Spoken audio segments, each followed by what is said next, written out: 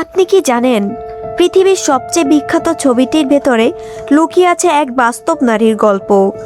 একজন সাধারণ ইতালিয়ান নারী যার মুখের রহস্যময় হাসি আজও বিজ্ঞানী, ইতিহাসবিদ আর শিল্পপ্রেমীদের ঘুম কেড়ে নেয়। কেউ বলেন তিনি ছিলেন খুব শান্ত স্বভাবের স্ত্রী, কেউ বলেন তার হাসির পেছনে ছিল গভীর দুঃখ, আবার কেউ বলেন এই ছবির ভেতরে লুকিয়ে আছে গোপন সংকেত। কিন্তু আসল সত্যটা কি? আজকে আমরা জানবো মোনালিসার সম্পূর্ণ সত্য ইতিহাস সম্পর্কে। আমি তিশা আছি আপনাদের সাথে, দেখছেন মিস্ট্রোবা। মোনালিসা পৃথিবীর সবচেয়ে বিখ্যাত চিত্রকর্মগুলোর একটি। এটি এঁকেছিলেন বিখ্যাত শিল্পী লিওনার্দো দা ভিঞ্চি।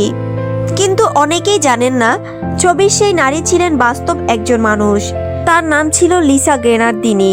লিসা গ্রেনার্দিনির জন্ম হয়েছিল 1479 সালের ইতালির ফ্লোরেন্স শহরে। তিনি কোনো রানী ছিলেন না, বড় কোনো রাজকুমারীও ছিলেন না। তিনি ছিলেন এক সাধারণ অভিজাত পরিবারের মেয়ে। ছোটবেলায় তার পরিবার আর্থিক সমস্যার মধ্য দিয়ে যায়, তবে সেই সময় ইতালির সমাজে তাদের কিছু সম্মান ছিল। মাত্র 15 বছর বয়সে লিসার বিয়ে হয় একজন ধনী ব্যবসায়ীর সঙ্গে। তার স্বামী ছিলেন কাপড় ও সিল্ক ব্যবসায়ী। ধারণা করা হয় সুখী সংসারের স্মৃতি ধরে রাখতেই তার স্বামী লিওনার্দো দা ভিঞ্চিকে দিয়ে এই প্রতিকৃতি আঁকান। 1503 সালের দিকে লিওনার্দো এই ছবি আঁকা শুরু করেন। তখন লিসার বয়স ছিল মাত্র 24 বছর। কিন্তু আশ্চর্যের বিষয় হলো লিওনার্দো কখনো পুরোপুরি এই ছবি শেষ করেছিলেন কিনা তা নিয়ে এখনো বিতর্ক আছে। তিনি বহু বছর ধরে ছবিটিতে কাজ করেছিলেন এবং নিজের কাছেই রেখেছিলেন। মোনালিসার সবচেয়ে রহস্যময় বিষয় হলো তার হাসি। এক কোণ থেকে দেখলে মনে হয় তিনি হাসছেন, আবার অন্য দিক থেকে দেখলে মনে হয় তিনি গভীর চিন্তায় ডুবে আছেন। বিজ্ঞানীরা বলেন লিওনার্দো এমনভাবে আলো ও ছায়া ব্যবহার করেছিলেন যে মানুষের চোখ বিভ্রান্ত হয়ে যায়। এই বিশেষ কৌশলকে বলা হয় এসফোমাটো। অনেক গুজব ছড়িয়েছে যে মোনালিসা আসলে লিওনার্দোর নিজেরই, অর্থাৎ নিজের নারী রূপ এঁকেছিলেন।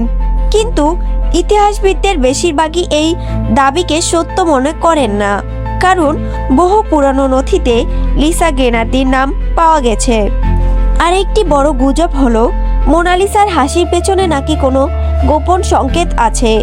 কেউ বলেন তিনি গর্ভবতী ছিলেন, কেউ বলেন তিনি অসুস্থ ছিলেন, কিন্তু এসবের নির্ভরযোগ্য প্রমাণ পাওয়া যায়নি। তবে গবেষণায় জানা যায় ছবি আঁকার সময় লিসা সম্ভবত সন্তান জন্ম দেওয়ার পরের সময় পার করছিলেন। এজন্য তার পোশাক ও চেহারায় মাতৃত্বের কিছু ইঙ্গিত দেখা যায়। লিসা গ্রেনার্দিনি কেমন মানুষ ছিলেন তা নিয়ে খুব বেশি তথ্য ইতিহাসে নেই, তবে যেসব নথি পাওয়া গেছে তাতে বোঝা যায় তিনি ছিলেন শান্ত, ধর্মপরায়ণ ও পারিবারিক জীবনে অভ্যস্ত একজন নারী। তিনি 5 সন্তানের মা ছিলেন। তার মৃত্যু নিয়েও কিছু বিভ্রান্তি আছে। অধিকাংশ ইতিহাসবিদ মনে করেন তিনি 1542 সালের দিকে মৃত্যুবরণ করেন। অনেক গবেষক বলেন তিনি দীর্ঘ অসুস্থতায় মারা যান, তবে তাকে হত্যা করা হয়েছিল বা রহস্যজনক মৃত্যু হয়েছিল এমন কোনো প্রমাণ নেই। অর্থাৎ স্বাভাবিক মৃত্যুর কথাই ইতিহাসে বেশি সমর্থন করে। মজার বিষয় হলো লিসা গ্রেনার্দিনি জীবিত অবস্থায় কখনো কল্পনাও করতে পারেননি যে তার মুখ একদিন পৃথিবীর সবচেয়ে বিখ্যাত মুখ হয়ে উঠবে। আজ সেই মোনালিসার ছবি রাখা আছে লাভার মিউজিয়ামে। প্রতিদিন হাজার হাজার মানুষ শুধু কয়েক সেকেন্ডের জন্য সেই রহস্যময় হাসি দেখতে সেখানে ভিড় করেন। 1911 সালে ছবিটি চুরি হয়ে গিয়েছিল। তখন পুরো পৃথিবীতে হইচই পড়ে যায়। পরে 2 বছর পর ছবিটি উদ্ধার করা হয়, আর এই ঘটনাই মোনালিসাকে আরও বিখ্যাত করে তোলে। আজ মোনালিসা শুধু একটি ছবি নয়, এটি রহস্যের প্রতীক, শিল্পের প্রতীক, আর এমন এক নারীর স্মৃতি যিনি সাধারণ হয়েও ইতিহাসের সবচেয়ে বিখ্যাত মুখ হয়ে উঠেছেন।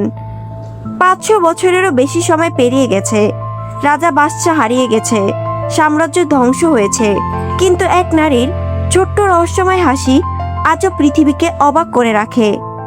এরকম আরও রোমাঞ্চকর ভিডিও দেখতে মিস্ট্রোবার সাথেই থাকুন।